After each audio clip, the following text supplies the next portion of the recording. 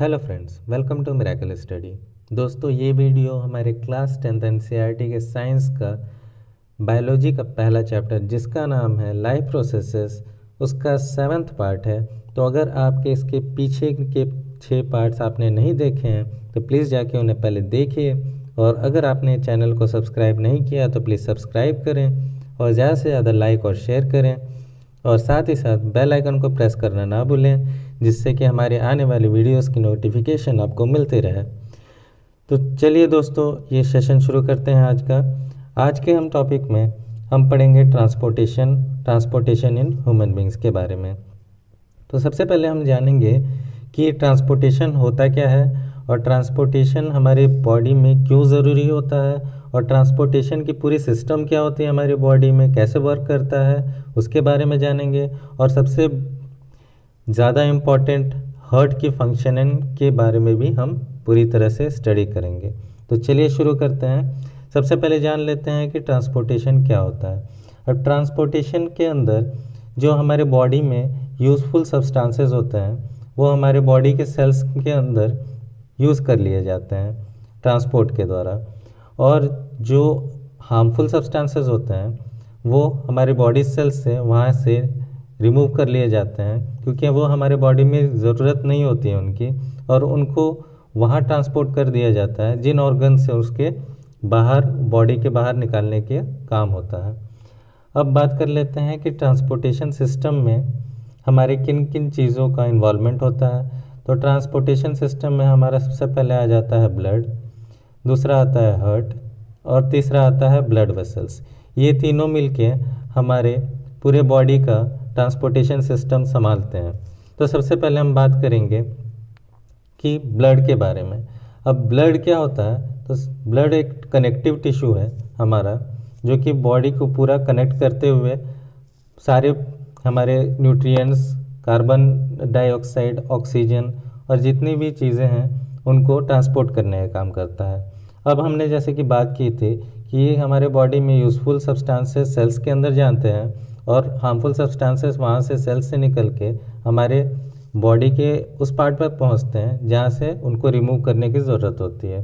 तो useful substances क्या हो सकते हैं, जैसे कि ऑक्सीजन है, न्यूट्रिएंट्स हैं हमारा, कुछ सॉल्ट्स हैं हमारे, और कुछ जैसे हार्मोन्स हैं। ये सब हमारे बॉडी में पूरे ट्रांसफ़र होने बहुत ज़रूरी होता है। तो ये इनको ट्रांसफ़र करने का काम कौन करता है, तो ब्लड करता है। अब जो वेस्ट मटेरियल होते हैं वो बॉडी से रिमूव करने का काम भी ब्लड ही करता है। ब्लड वैसे रिमूव नहीं करता है, ब्लड ट्रांसपोर्ट करने का काम करता है।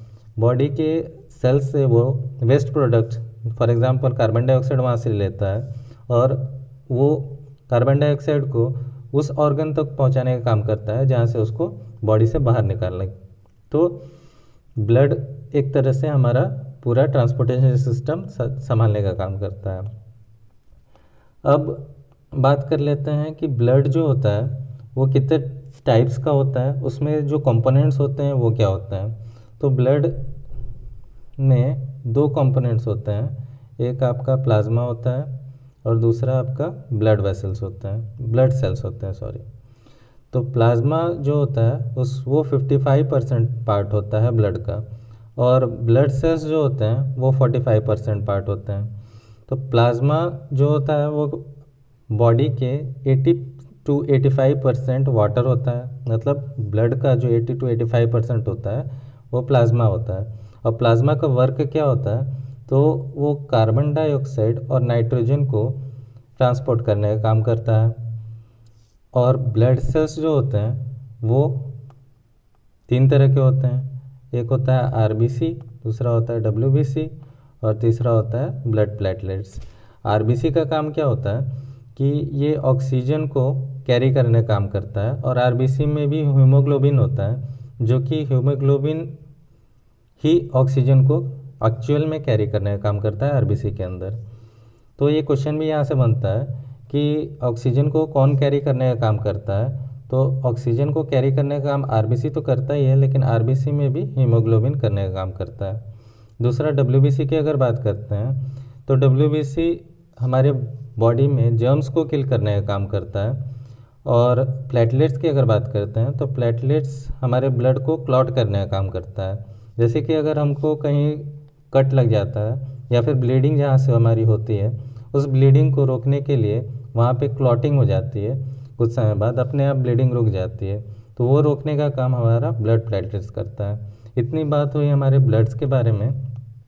अब बात कर लेते हैं हमारे हार्ट के बारे में, और हार्ट की फंक्शनिंग किस तरह से होती है। और ये पूरा हार्ट की जब आप फंक्शनिंग क्लियर कर लेंगे तो आपको पूरा फंडा समझ में आ जाएगा कि पूरा रेस्पिरेशन सिस्टम और हार्ट और किस तरह से पूरा ट्रांसपोर्टेशन सिस्टम वर्क करता है हमारी बॉडी के अंदर। ये थोड़ा सा कॉम्प्लेक्स है, इसको समझना तो आराम से समझिएगा, और वीडियो को अगर नहीं समझ में आया तो बार बार देखिए और पॉज करके समझिएगा तो क्लियर हो जाएगा। फिर भी हम कोशिश करेंगे आपको कि डिटेलिंग बहुत अच्छे से यहाँ पे आपकी हो जाए अंडरस्टैंडिंग। तो चलिए शुरू करते हैं। हार्ट जो होता है हमारा मस्कुलर ऑर्गन होता है हमारे बॉडी में, और ये उतना ही बड़ा होता है जितना कि हम अपना अगर मुट्ठी बांधते हैं वो उतना ही साइज़ का हार्ट होता है हमारी बॉडी में। अब जो हार्ट होता है वो कार्डियक मसल से मिलके बना होता है, कार्डियक मसल्स। और ये जो होता है हार्ट वो ब्लड को पंप करने का काम करता है, और ये ब्लड को पंप किस में करता है तो ब्लड वेसल्स में पंप करने का काम करता है। अब ब्लड वेसल्स जो होते हैं वो कितने तरह के होते हैं तो ब्लड वेसल्स दो तरह के होते हैं। मतलब हमारे बॉडी में जो भी ब्लड ट्रांसपोर्ट होता है पूरे बॉडी में वो दो तरह के वेसल्स में ट्रांसपोर्ट होता है। एक होता है हमारा आर्टरी और दूसरा होता है वेन्स। आर्टरीज जो क्या होते हैं वो प्योर ब्लड कैरी का काम करते हैं। प्योर ब्लड कहने का मतलब उसमें ऑक्सीजन की मात्रा ज़्यादा होगी, मतलब कह सकते हैं कि ऑक्सीजन रिच ब्लड कैरी करने का काम आर्टरीज करते हैं। और वेन जो होते हैं वो हमारे इम्प्योर ब्लड कैरी करने का काम करते हैं, यानी कि carbon dioxide rich blood carry कर काम करते हैं। अब बात कर लेते हैं कि जो हार्ट का जो लोकेशन होता है वो कहाँ पे होता है।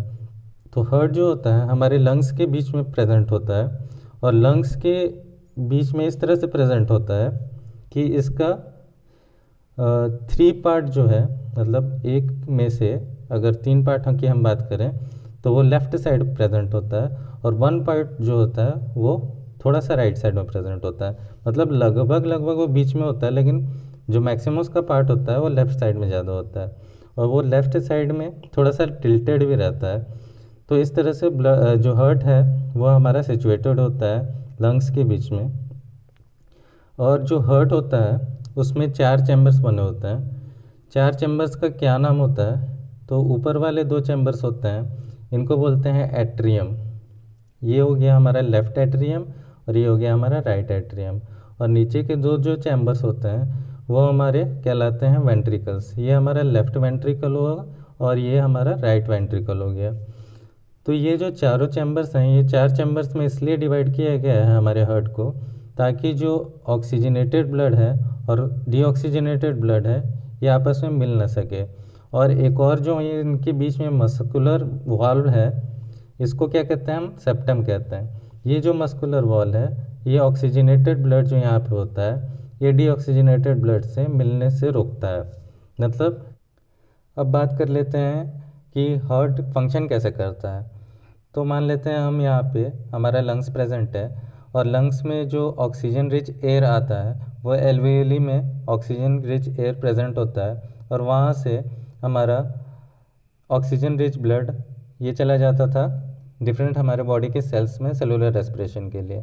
लेकिन एक्चुअल में होता क्या है कि वो डायरेक्ट सेलुलर रेस्पिरेशन करने के लिए सेल्स में नहीं जाता है, वो पहले हार्ट में जाता है उसके बाद सेल्स में जाता है। तो यहाँ से लंग्स के थ्रू ये एल्वेओली से ब्लड वेसल्स के थ्रू ये हार्ट में आता है, और इसको लाने का काम कौन करता है, पल्मोनरी वेन करते हैं। और पल्मोनरी वेन यहाँ पे एक्सेप्शन है, क्योंकि वेन्स क्या करते हैं वो carbon dioxide rich blood carry करने का काम करते हैं, यानी कि इम्प्योर ब्लड कैरी करने का काम करते हैं। लेकिन यहाँ ऑक्सीजन रिच ब्लड आ रही है जो कि प्योर ब्लड है, इसलिए ये एक्सेप्शन के तौर पर है पल्मोनरी वेन्स। यहाँ पे 2 ही हमारे एक्सेप्शंस हैं, एक पल्मोनरी वेन और पल्मोनरी आर्टरीज। तो इन दोनों को हम याद रखेंगे। अब यहाँ पे ऑक्सीजन रिच जो ब्लड है वो लेफ़्ट एट्रियम में हमारा फिल हो जाता है, और जब लेफ़्ट एट्रियम में ये फिल हो जाता है तो लेफ़्ट एट्रियम जो कॉन्ट्रैक्ट करता है। अब ये जो लेफ्ट एट्रियम जब कॉन्ट्रैक्ट करता है तो ये वॉल्व्स पे प्रेशर बनता है और ये वॉल्व्स खुल जाते हैं। अब ये जो वॉल्व्स खुलते हैं तो ब्लड इस लेफ़्ट वेंट्रिकल में फिल हो जाता है। अब जब लेफ़्ट वेंट्रिकल में ये जब ब्लड पूरी तरह से फिल हो जाता है तो ये लेफ़्ट वेंट्रिकल कॉन्ट्रैक्ट करता है, मतलब सिकुड़ता है। और जब ये कॉन्ट्रैक्ट करेगा तो हाई प्रेशर से ये ब्लड एओर्टा के थ्रू हमारे पूरे बॉडी के सेल्स में चला जाता है। एओर्टा क्या होता है? वो आर्टरी है और सबसे बड़ी आर्टरी को ही हम एओर्टा कहा जाता है। तो यहाँ से ऑक्सीजन रिच ब्लड हमारा पूरा सेल्स में चला गया और यहाँ पे ऑक्सीजन जो रिच ब्लड था वो सेल्स में पहले से प्रेजेंट एसिमिलेटेड फूड जो कि ग्लूकोज में फॉर्म में प्रेजेंट है उसको यहाँ पे रेस्पिरेशन के थ्रू तोड़ने का काम करता है और यहाँ पे सेलुलर रेस्पिरेशन कंप्लीट होता है और कार्बन डाइऑक्साइड रिलीज़ होता है। तो जो कार्बन डाइऑक्साइड रिलीज़ होता है उसको लाने का काम करता है। यहाँ से हम कलर चेंज कर लेते हैं ताकि कन्फ्यूज़न ना हो। उसको लाने का काम रेड ले लेते हैं। उसको लाने का काम कौन करता है? क्योंकि ये इम्प्योर ब्लड है तो इम्प्योर ब्लड को वेंस लाने का काम करते हैं और वेंस जो होते हैं वो लेफ़्ट एट्रियम में लेके आ जाते हैं। अब ये वेना कावा क्या है? तो वेना कावा सबसे बड़ी जो वेंस होती हैं वो वेना कावा कहलाती हैं और जो बॉडी के लोअर पार्ट से जो इम्प्योर ब्लड आता है वो लोअर बॉडी के पार्ट से यहाँ से आता है और जो बॉडी के अपर पार्ट से जो इम्प्योर ब्लड आता है वो इस वेना कावा के थ्रू आता है। क्योंकि बॉडी के हर सेल्स में ये जो है रेस्पिरेशन होता है तो कहीं से भी आ सकता है, कोई ज़रूरी नहीं है नीचे से ही आएगा या ऊपर से। तो यहाँ से इम्प्योर ब्लड आया और ऊपर से भी इम्प्योर ब्लड आया और ये राइट एट्रियम में भर गया। अब राइट एट्रियम में जब ब्लड फिल हो जाता है तो ये कॉन्ट्रैक्ट होता है और प्रेशर के थ्रू ये वाल्व्स खुल जाते हैं और ये राइट वेंट्रिकल में फिल हो जाते हैं। अब राइट वेंट्रिकल में जैसे फिल हो जाते हैं तो राइट वेंट्रिकल अब सिकुड़ता है जिससे कि प्रेशर बनता है और ये प्रेशर से फिर ये जो इम्प्योर ब्लड है वो पल्मोनरी आर्टरी के थ्रू होता हुआ फिर से लंग्स में चला जाता है और यहाँ से जो कार्बन डाइऑक्साइड था वो ब्लड से निकल के वो चला जाता है नॉस्ट्रिल के थ्रू बॉडी से बाहर फेंक दिया जाता है। और यहाँ पे एक एक्सेप्शन ये भी याद रखेंगे कि पल्मोनरी आर्टरीज जो हैं वो यहाँ इम्प्योर ब्लड कैरी करने का काम कर रहे हैं, लेकिन आर्टरीज क्या होते हैं वो प्योर ब्लड कैरी करने का काम करते हैं। तो ये यहाँ पे एक्सेप्शन है। दोस्तों इस तरह से ये पूरी फंक्शनिंग हुई हार्ट की। अब हम हार्ट की फंक्शनिंग को और क्लियर और सिंपलेस्ट फॉर्म में समझते हैं इस फिगर के द्वारा। मान लेते हैं कि हमारे लंग्स यहाँ प्रेजेंट है और लंग्स में ऑक्सीजन रिच एयर पहले से प्रेजेंट होती है जो कि हम नॉस्ट्रिल्स के द्वारा लेते हैं और वो एल्वेली में वहाँ प्रेजेंट होती है। जो एयर प्रेजेंट होती है ऑक्सीजन एल्वेली में वो ट्रांसफ़र हो जाती है ब्लड्स में और ब्लड में ट्रांसफ़र करने का काम कैपिलरीज करते हैं। कैपिलरीज क्या होते हैं? थिन ट्यूब्स होते हैं जो कि एल्वेली से ऑक्सीजन लेकर ब्लड में ट्रांसफ़र करने का काम करते हैं। अब यहाँ से जो ऑक्सीजन रिच जो ब्लड होती है वो पल्मोनरी वेन के थ्रू लेफ़्ट एट्रियम में आती है और यहाँ पे पल्मोनरी वेन जो होता है वो एक एक्सेप्शन की तरह काम करता है क्योंकि वेन जो होती हैं वो कार्बन डाइऑक्साइड रिच ब्लड लेके आने के लिए रिस्पॉन्सिबल होती हैं, लेकिन ये ऑक्सीजन रिच ब्लड लेके यहाँ पे आ रही है इसलिए ये एक्सेप्शन की तरह काम कर रही है। अब जब लेफ़्ट एट्रियम में ये ब्लड पूरी तरह से फिल हो जाता है तो यहाँ पे लेफ़्ट एट्रियम कॉन्ट्रैक्ट होता है, सिकुड़ता है और जो प्रेशर बनता है उसके द्वारा ये वाल्व्स खुल जाते हैं और लेफ़्ट वेंट्रिकल में ब्लड फिल हो जाता है। जब लेफ़्ट वेंट्रिकल में ब्लड फिल हो जाता है तो ये लेफ़्ट वेंट्रिकल फिर कॉन्ट्रैक्ट होता है और यहाँ से ये ब्लड इस हाई प्रेशर के द्वारा ये एओर्टा के थ्रू पूरे बॉडी के सेल्स में पहुँच जाता है। एओर्टा क्या होता है? हमारा लार्जेस्ट आर्टरी जो होती है उसे एओर्टा कहते हैं। अब यहाँ पे जब सेल्स में ऑक्सीजन रिच ब्लड पहुँच जाती है तो पहले से सेल्स में जो एसिमिलेटेड फूड होता है वो ग्लूकोज के फॉर्म में प्रेजेंट होता है और उसको ऑक्सीजन ब्रेक डाउन करने का काम करता है और यहाँ पे इस तरह से सेलुलर रेस्पिरेशन कंप्लीट होता है और सेलुलर रेस्पिरेशन के बाई प्रोडक्ट के फॉर्म में कार्बन डाइऑक्साइड रिलीज़ होता है और जो कार्बन डाइऑक्साइड रिलीज़ होता है यहाँ पे फिर ब्लड कैपिलरीज उन्हें वेन को ट्रांसफ़र कर देते हैं और वेन जो होता है यहाँ कार्बन डाइऑक्साइड रिच ब्लड लेके ये राइट एट्रियम में डाल देता है। अब ये जो वेन्स आ रही हैं इसे वेना कावा भी कहते हैं। अब वेना कावा क्या होता है, वो लार्जेस्ट वेन होती है जिसे वेना कावा कहते हैं। अब यहाँ पे जब राइट एट्रियम में हमारा ब्लड आ जाता है डीऑक्सीजनेटेड यानी कार्बन डाइऑक्साइड रिच ब्लड, तो ये राइट एट्रियम फिर कॉन्ट्रैक्ट करता है यानी सिकुड़ता है, और ये जो प्रेशर बनता है ये वॉल्स खुल जाते हैं और राइट वेंट्रिकल में हमारा ब्लड फिल हो जाता है। अब राइट वेंट्रिकल हमारा कॉन्ट्रैक्ट होने का काम करता है यानी सिकुड़ता है, और राइट वेंट्रिकल जब सिकुड़ता है तो वहाँ से फिर ब्लड आता है ऊपर की तरफ प्रेशर से, वो पल्मोनरी आर्टरी के थ्रू लंग्स में चला जाता है। और यहाँ पे फिर से ये पल्मोनरी आर्टरी जो है वो एक्सेप्शन की तरह काम करता है, लेकिन क्योंकि हम आर्टरीज को क्या जानते हैं कि ऑक्सीजन रिच कैरी करने का काम करता है, लेकिन यहाँ डीऑक्सीजनेटेड ब्लड लेके आ रहा है यहाँ, यानी कि कार्बन डाइऑक्साइड रिच लेके ब्लड आ रहा है, इसलिए ये एक्सेप्शन की तरह काम कर रहा है। अब ये जो कार्बन डाइऑक्साइड रिच ब्लड होता है वो ये लंग्स को दे देता है, और वहाँ से कार्बन डाइऑक्साइड ये ट्रांसफ़र हो जाता है हमारा नॉस्ट्रल्स के थ्रू हमारे पूरे बॉडी के बाहर चला जाता है। तो इस तरह से ये पूरी हार्ट की फंक्शनिंग यहाँ कंप्लीट होती है। दोस्तों, आपको वीडियोस कैसी लग रही हैं हमको कमेंट करके बताइए, और इस वीडियो को देखने से पहले आप रेस्पिरेशन वाली वीडियो देखिएगा, तभी आपको सारे कॉन्सेप्ट क्लियर होंगे, क्योंकि रेस्पिरेशन का पूरा लिंक हार्ट की फंक्शनिंग से रिलेटेड है। तो आपको ये क्लियर हो जाएगा कि जो एल्वेली में ऑक्सीजन रिच एयर था वो कहाँ जा रहा था, डायरेक्ट सेल्स में जा रहा था सेलुलर रेस्पिरेशन के लिए। लेकिन इस वीडियो में हम जान चुके हैं कि वो डायरेक्ट सेल्स में नहीं जाता है, बीच में वो हार्ट में जाता है और उसके बाद वो सेल्स में जाता है। तो इस तरह से ये पूरी प्रोसेस कंप्लीट होती है। इसके नेक्स्ट पार्ट में हम इसको कंप्लीट करेंगे पूरा, जो भी इसके टॉपिक्स बचे हुए हैं। तब तक के लिए thanks and have a nice day.